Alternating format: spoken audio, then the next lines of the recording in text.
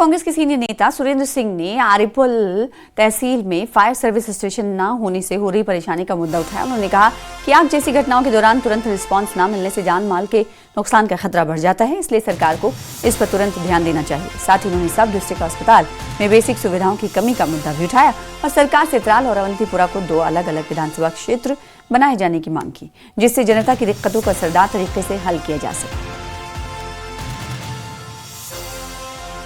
और इस हम हिल डिस्ट्रिक्ट मांगते थे पहले कि त्राल को हिल डिस्ट्रिक्ट दिया जाए और उसके बदले में हमें यहाँ पे सब डिस्ट्रिक्ट दिया गया।